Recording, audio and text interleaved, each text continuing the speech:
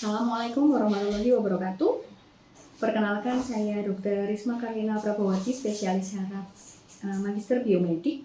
Hari ini saya akan menyampaikan video sebagai unjuk kerja dalam bidang pengajaran sebagai syarat pelaksanaan sertifikasi dosen tahun 2025. Dalam video ini saya menyampaikan kuliah mengenai nyeri, polineuropati, dan gangguan neuromuskular yang termasuk dalamnya adalah dorsal root syndrome yang akan saya berikan pada mahasiswa Fakultas Kedokteran Universitas Muhammadiyah Malang di tahun kedua dalam blok neuromuskuloskeletal 2. Blok neuromuskuloskeletal 2 ini memiliki bobot 7 SKS.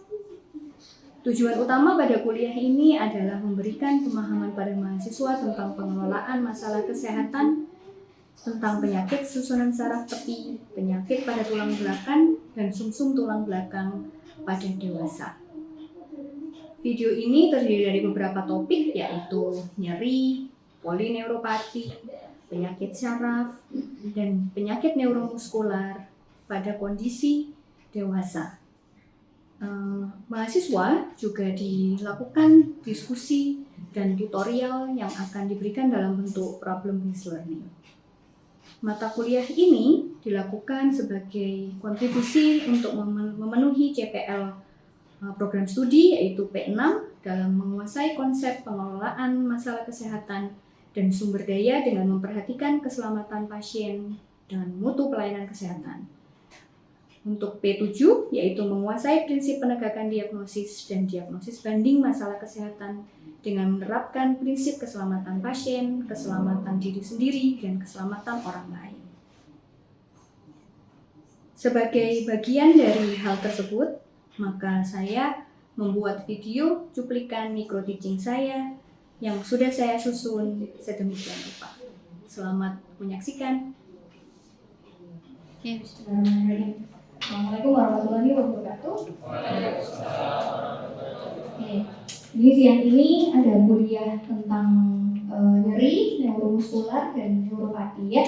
Sebelum kita mulai pada siang hari ini, mari kita awali dulu dengan berdoa bersama.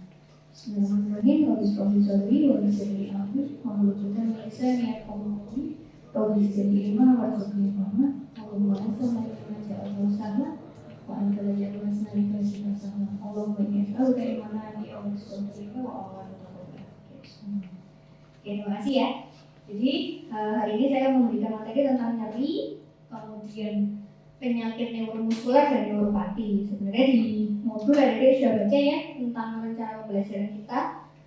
Saya sampaikan saja, jadi rencananya adalah kita memberikan kuliah ini, target goals akhirnya adalah adik-adik harus bisa merencanakan dan melakukan pengelolaan masalah kesehatan neuromuskular dan intergumen. Jadi pada bloknya NMS 2 dan intergumen itu jadi semuanya harus bisa ditata laksana dengan baik dan dilakukan pengelolaannya dan kaitannya dengan keislaman dan kedokteran industri. Kemudian untuk materi kuliah ini atau materi neurologis khususnya tentang penyakit-penyakit susunan saraf tepi, penyakit pada tulang belakang dan sumsum tulang belakang pada dewasa. Jadi nanti rencananya akan ada 3 kuliah. Full semua dilakukan dengan tatap muka. Jadi kuliah yang pertama tentang neuroanatomi, kuliah yang kedua tentang neuropati, dan kuliah yang ketiga tentang neuropati yang akan saya lakukan. Kemudian penilaiannya melalui tes MCQ nanti di UTB dan UAT ya. Nah, ini topik yang nanti akan saya sampaikan pada kuliah pada siang hari ini. Yang pertama tentang pain, jadi tentang nyeri, jadi tentang revert pain dan nyeri neuropatik ya. Karena memang secara kompetensi juga nilainya adalah 3A. Ya, jadi adik-adik harus bisa melakukan tata laksana mandiri awal. Kemudian yang neuromuskular dan neuropati juga ada tentang CTS, TTS, neuropati, kernel-palsi, Guillain-Barré sama MG. Nanti mungkin yang kernel-palsi, GBS dan MG akan diberikan juga di kuliah mielopati. Jadi nanti kita cuma sampai di CTS, TTS, neuropati, revert pain dan nyeri neuropati. Gitu ya. Ini adalah referensi yang sudah saya sampaikan, nanti bisa dilihat sendiri. Jadi ini juga sudah ada di RPS dan modul. Jadi nanti bisa menjadi dasar, dan kuliah yang saya sampaikan pada siang hari ini juga berdasarkan referensi ini ya.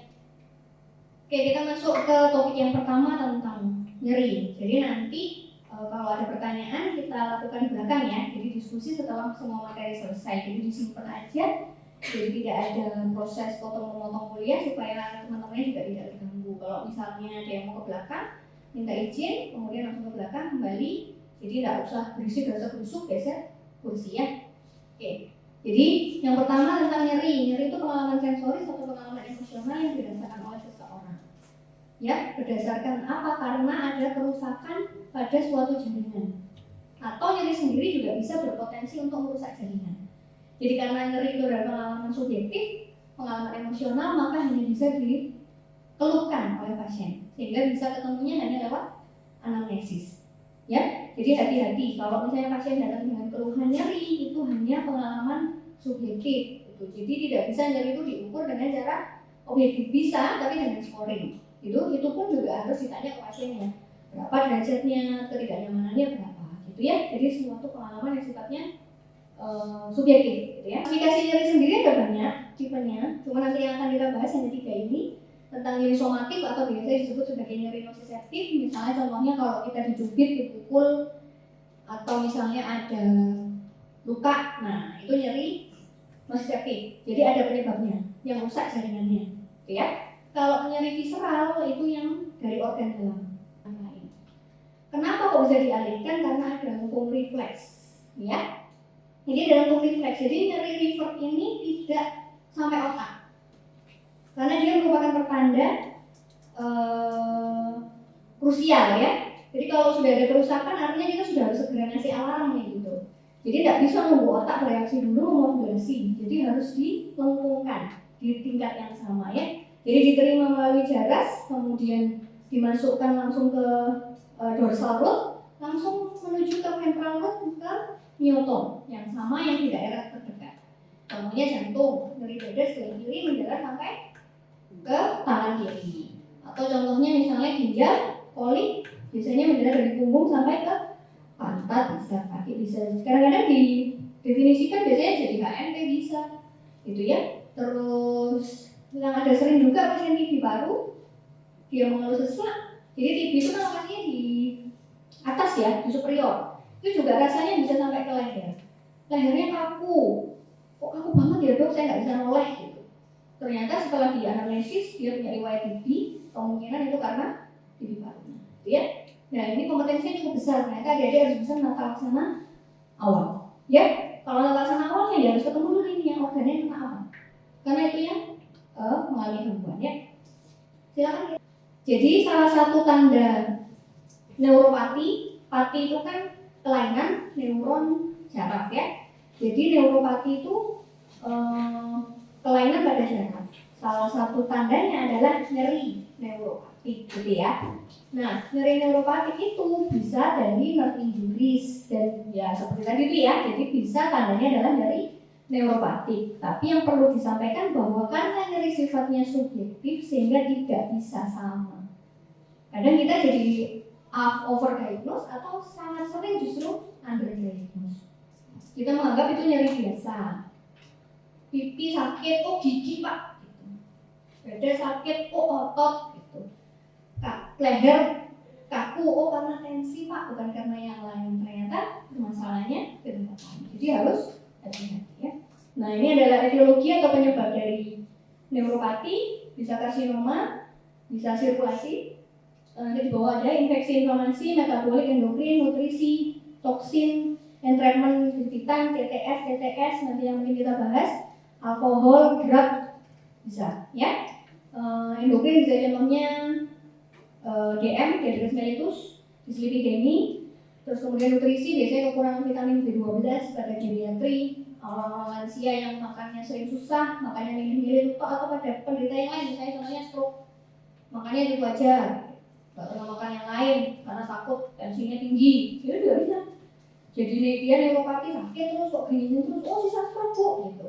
Ternyata bukan sisa stroke-nya, karena nutrisinya terbatas ya. Gitu ya. Ini penyebab-penyebabnya nanti bisa dibaca sendiri ya. Ini ya, semented tadi sudah saya berikan contohnya ya. Kalau kita bicara tentang neuropati, intinya di bawah motor neuron. Jadi setelah motor neuron di sini kita bicara tentang sistem saraf perifer. Nah itu bisa mengalami kelainan. sini ya. Nah ini adalah clinical presentation-nya secara subjektif atau tanda pemeriksaan fisiknya. Kita langsung bicara tentang tanda lesi lower motor neuron. Jadi mau perifer, mau di daerah otot kelainannya, neuromuskular, mau kelainannya ada di daerah plexus, semuanya klinisnya sama. Ya, jadi tonusnya pasti akan turun, motorik. Refleksnya pasti akan turun, refleks patologis akan negatif, motorik juga. Atrofi fasikulasi juga motorik. Sensorisnya, nah derajat sensoris dan derajat otonom biasanya akan bervariasi tergantung lokasi.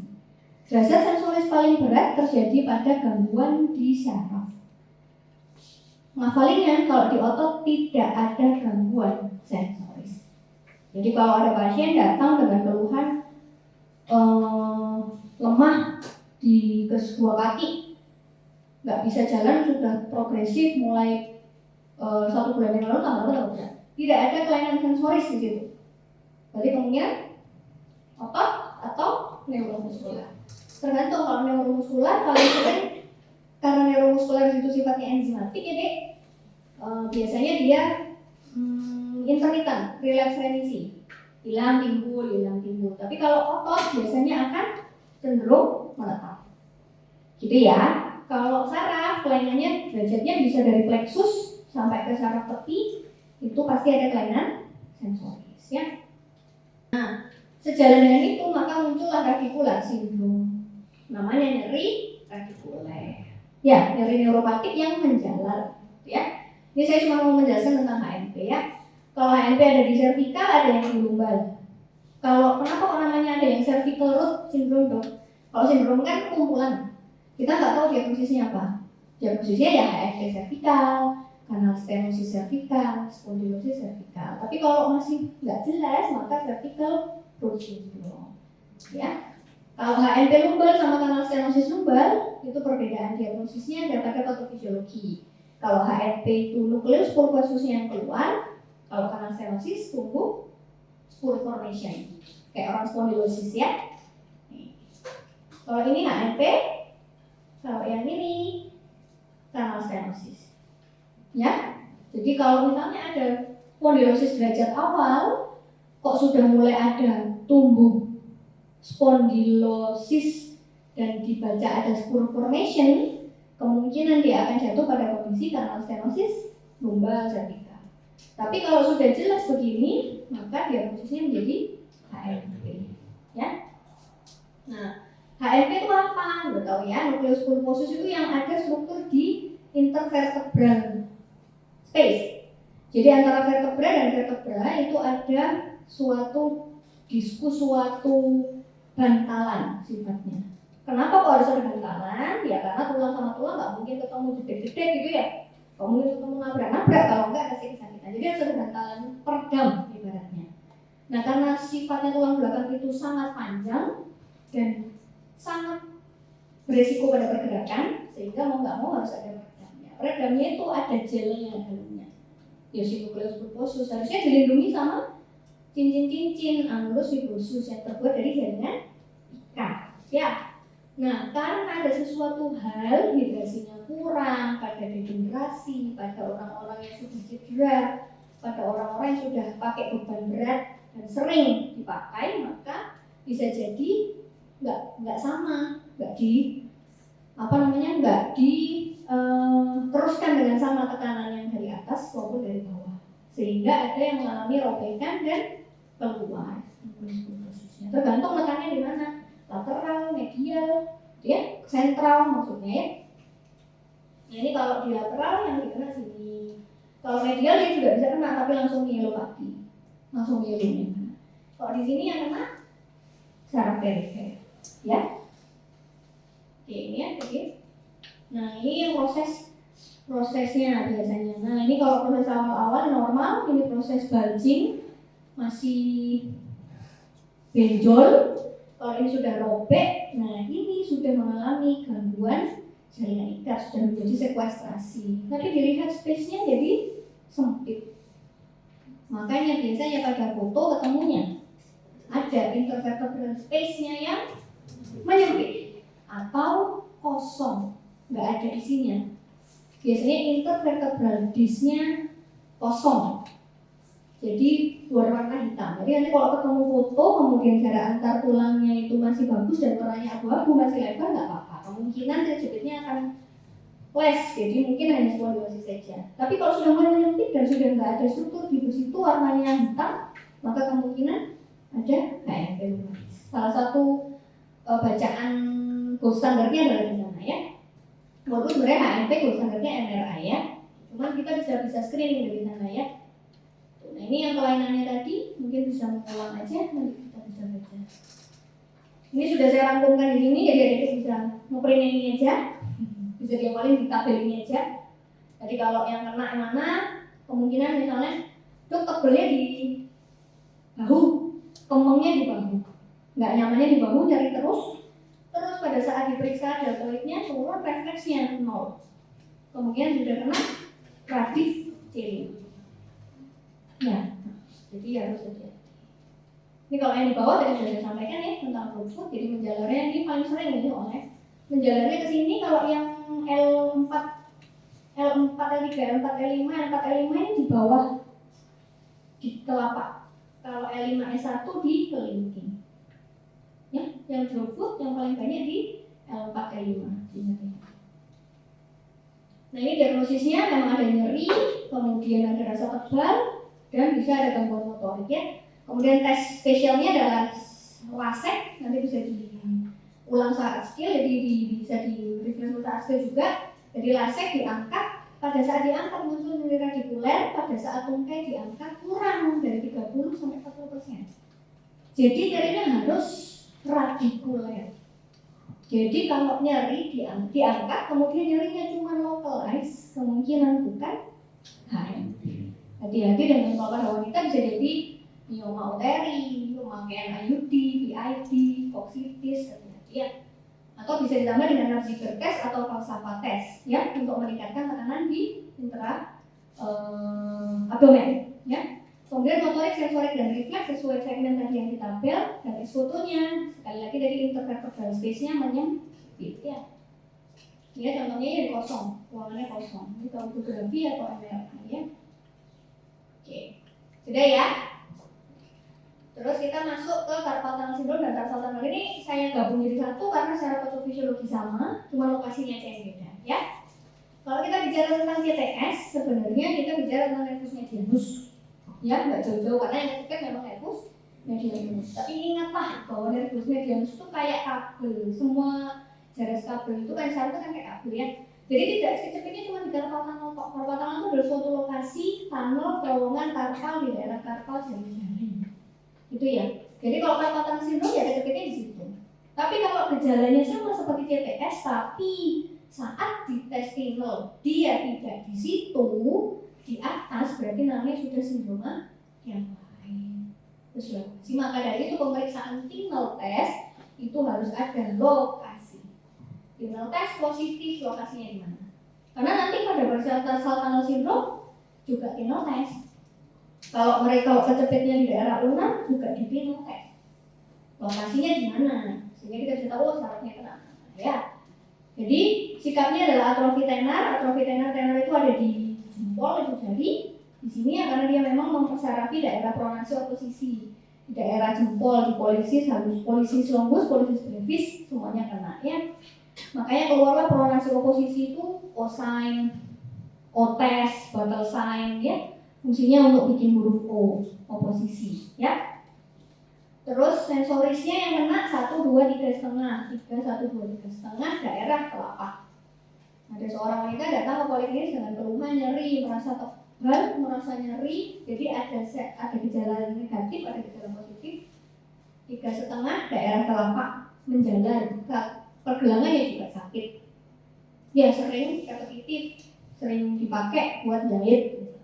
Ada DM, ada obesitas. Kadang-kadang kita juga faktor resikonya banyak ya, nggak harus repetitif. DM, pasien hamil itu juga pada kehamilan juga bisa ya. Tesnya tinal dan ini ya faktor resikonya 4F female pada perempuan paling sering pada usia 40-60 tahun, DM, gemuk dan force ibu. Tapi tidak harus misalnya cuma force aja bisa ya. Tapi kalau tempat-tempat yang muncul maka jadi makin besar insiden JTS. Jadi kemungkinan pasti JTS, ya. Pada RA, pada gagal ginjal, DM, pada CA juga bisa ya. Ini klinisnya ya. Jadi ada gejala positif, tapi juga ada gejala negatif tebal. Munculnya paling meningkat pada malam hari. Ada kalimat ini, nocturnal neuropati, nocturnal neuralgia juga bisa. Jadi munculnya malam hari makin sakit, ya. Di sini sign, kemungkinan JTS. Ya, patofisiologinya karena si flexor retina kulum, jadi sifatnya rigid, kaku. Kalau misalnya ada peradangan di daerah tendon-tendonnya, maka si syarafnya akan terjepit. Ya. Nah, ya kok bisa kejepit ya karena dipakai terus. Kalau dipakai terus, inflamasi peradangan. Kalau pada kehamilan atau pada kegemukan biasanya hidrasi, airnya banyak. Kalau orang hamil kan besar itu biasanya karena air. Jadi karena retensi airnya berlebihan, itu juga bisa. Ya. Nah, terapinya harus dikurangi peradangannya, prinsipnya gitu. Dengan cara apa? Istirahat. Pasiennya cuma nasi goreng 1 minggu suruh istirahat. Kalau itu bayar sekolah anak saya dong, gitu ya. Soalnya, jadi caranya splinting, ya kasih korset. Ya, korset itu lebih mahal dong daripada istirahatnya ya. Itu pilih aja istirahat atau splinting, ya. Tapi sekarang harga splint sudah relatif bervariasi ya. Sudah ada yang paling murah, yang dari deker kayak olahraga itu juga masih bisa dipakai. Ya, prinsipnya adalah yang bergerak jari, bukan sendi, ya. Bukan di daerah karpal ya. Terapi anti radang bisa pakai farmakologis, bisa pakai injeksi, bisa pakai oral atau diuretik kalau misalnya memang patofisiologinya hidrasi atau cairan dan operasi ya. Ini splintnya ya. Ini operasi dipotong ya. Dan ternyata 85% berhasil, jadi jangan ditakut-takuti. Kalau memang CTS jadi kompleksnya bukan 4 ya, jadi 3 ya, betul ya. Sehingga persendiannya kalau tidak membaik di Anda, maka boleh dirujuk. Jangan takut tidak bisa dirujuk, tapi harus tahu indikasinya apa. Misalnya 1 CTS berulang, atau ada atrofi, derajatnya berat. Dan terakhir dia mau operasi. Ya, jadi jangan takut merujuk CTS. Ini sebenarnya komplikasinya jarang ya, kalau penanganannya bagus dia bisa membaik sendiri. Nah, sekarang kalau tarsal hampir sama gejalanya dengan CTS, tapi lokasinya ada di kaki. Yang kena adalah posterior tibialis, ada di daerah malleolus media. Ya, nih yang kena di sini, ya. Jadi gara-gara si putih-putih flexor retina kulum itu menjepit posterior tibialis, dia akan ada nyeri yang menjalar mulai dari daerah tumit sampai ke telapak. Bedakan dengan AMP tadi ya, kalau AMP menjalannya dari ujung dari atas. Kalau dia cuma dari tumit paling sering. Makanya biasanya di underdiagnose dengan plantar fasciitis. Plantar fasciitis juga artinya disuruh pakai gel, disuruh pakai sepatu yang tebal, disuruh olahraga, nggak boleh berdiri, nggak boleh nggak sembuh-sembuh. Ternyata neuropati, ternyata tarsal syndrome ya, jadi harus hati-hati. Dan paling sering pada kalau dia sudah pernah di sini juga dikeluarkan ya di soal-soal, biasanya ada cedera olahraga. Biasanya kalimatnya pasti yang pernah menderita cedera olahraga di daerah ankle. Itu salah satu tandanya ya. Nah ini ya sama seperti tadi.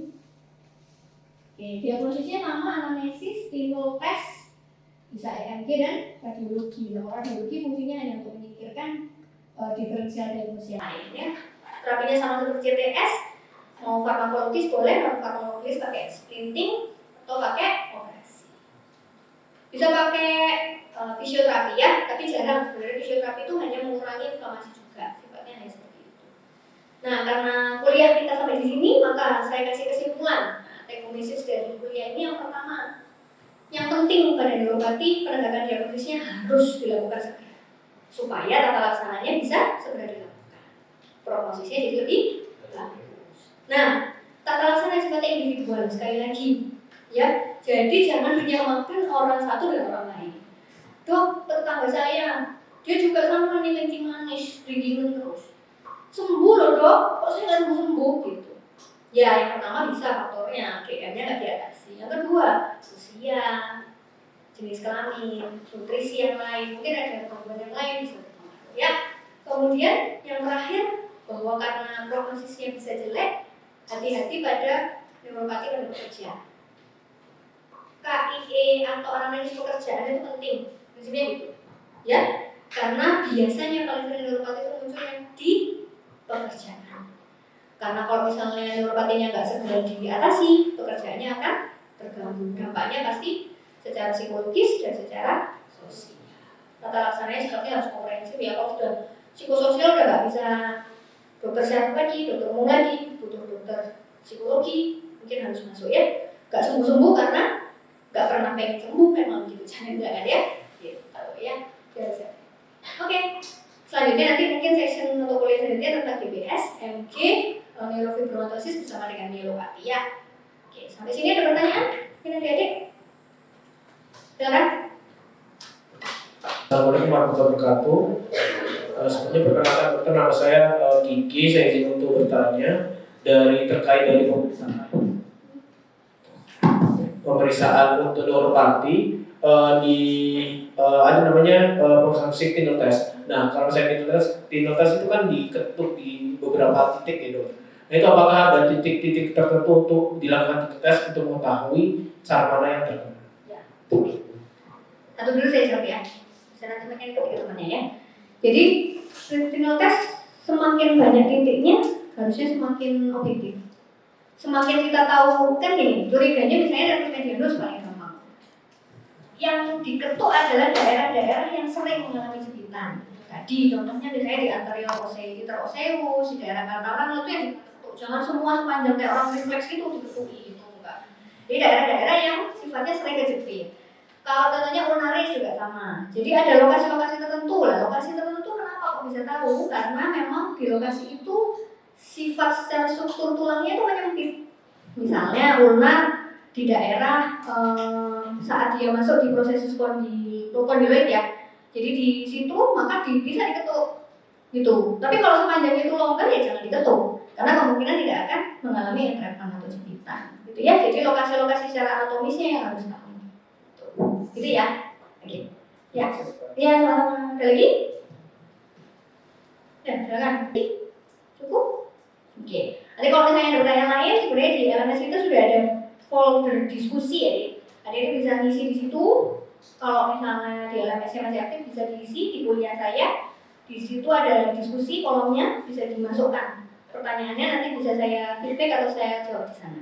Ya. Baik, terima kasih. Saya cukupkan kuliah pada hari ini. Semoga bermanfaat. Kita tutup kuliah pada siang hari ini dengan bacaan kafaratul majelis. Alhamdulillah, subhanallah, alhamdulillah, asyhadu an la ilaha illallah, astaghfirullah wa atubu ilaih. Terima kasih. Assalamualaikum warahmatullahi wabarakatuh. Terima kasih. Semoga bermanfaat ya kuliahnya. Sebagai penutup, mata kuliah ini digunakan untuk mendukung ketercapainya kompetensi dan pengelolaan kesehatan terkait dengan penyakit susunan saraf tepi, penyakit susunan saraf pusat, dan penyakit neuromuskular pada dewasa. Semoga video ini dapat memberikan gambaran yang jelas tentang bagaimana bentuk kontribusi saya sebagai dosen dalam bidang pengajaran. Demikian video yang saya buat. Terima kasih. Wassalamualaikum warahmatullahi wabarakatuh.